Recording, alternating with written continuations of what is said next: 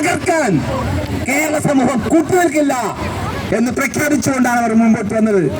അതുകൊണ്ട് ആ സമരം ഇന്നിപ്പോ 3000 രൂപ ഓണറേറിയം കൂട്ടിക്കെട്ടിയിട്ടുണ്ട്.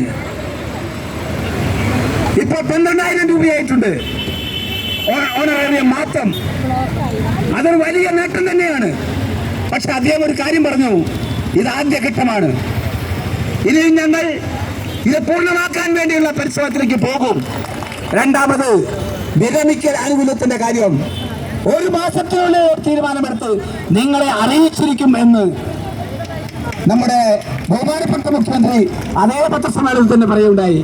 ഞങ്ങൾ വളരെ പ്രതീക്ഷയോടാണ് ഇത് കാണുന്നത്. ഒരു സമരത്തിന്റെയും നമ്മളെടുത്ത ഒരു ക്ലേശവും വൃഥാവരാവില്ല എന്ന് തെളിയിക്കുന്നതാണ് ഈ സംഭവം. ഇത് ആശമാരുടെ സമരം കേരളം ഉറങ്ങിക്കിടക്കുന്ന സമയത്താണ്.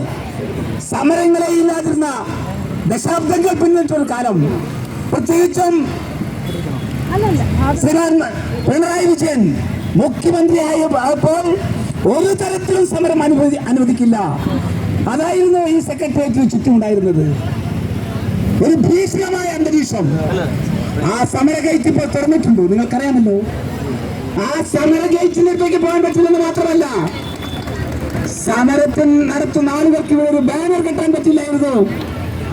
തലയ്ക്ക് മുകളിൽ ഒരു കൂറ പിടിക്കാൻ പറ്റില്ല.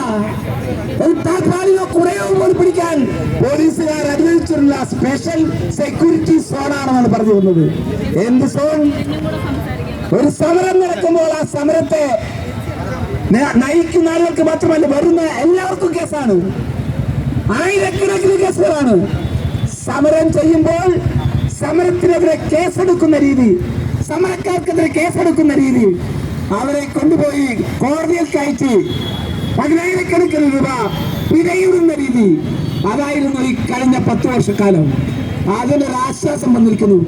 ആളുകൾ സ്വാതന്ത്ര്യത്തോട് ശ്വസിക്കാൻ തുടങ്ങിയിരിക്കുന്നു. ഇപ്പോൾ വലിയ പ്രധാനപ്പെട്ട ഒരു കാര്യമാണ് അത്.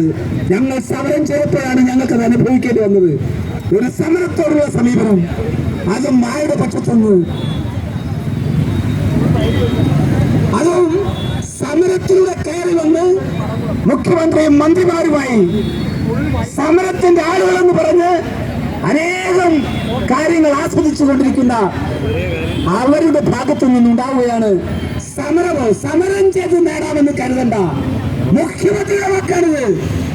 സമരം ചെയ്ത് കാര്യങ്ങൾ നേടാമെന്ന് നിങ്ങൾ കരുതേണ്ട എന്ന് പറയുന്നൊരു മുഖ്യമന്ത്രി, സമരത്തോടെ കടന്നു വന്ന മുഖ്യമന്ത്രി പറയുകയായിരുന്നു ഞങ്ങളോട്. എങ്കിൽ സമരം ചെയ്ത് തന്നെ കാര്യങ്ങൾ നേടുമെന്ന് ഞങ്ങൾ കരുതി. അതാണിപ്പോൾ സമരമായിരിക്കുന്നത്.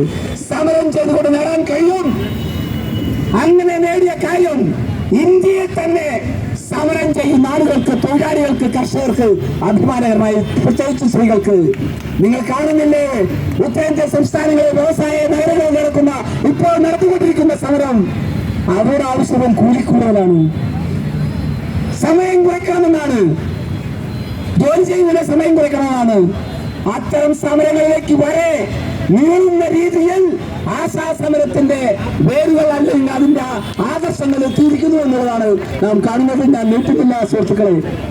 വളരെ പ്രധാനപ്പെട്ട വ്യക്തികളാണ് ഇവിടെ സംസാരിക്കാൻ വേണ്ടിയിരിക്കുന്നത്. നിങ്ങളുടെ ഏവരുടെയും അനുമാനത്തോടുകൂടി ഈ സമരം ഉദ്ഘാടനം ചെയ്യാൻ വേണ്ടി ഇവിടെ എത്തിച്ചേർന്നിട്ടുള്ള അതിനേറ്റവും യോഗ്യനായ, നമ്മുടെ ഈ സമരത്തിന്റെ പേരിൽ രക്തസാക്ഷിയായി തീർന്നിട്ടുള്ള നമ്മുടെ ചലച്ചിത്ര അക്കാദമിയുടെ മുൻ ചെയർമാൻ ശ്രീ പ്രേംകുമാർ സാറ് ഇവിടെ എത്തിയിട്ടുണ്ട്. ശ്രീ പ്രേംകുമാർ സാറിനെ ഞാൻ ആദരപൂർവ്വം നിങ്ങളേവരെയും പേരിൽ ഈ സമരം ഉദ്ഘാടനം ചെയ്യാൻ വേണ്ടി ക്ഷണിക്കുകയാണ്.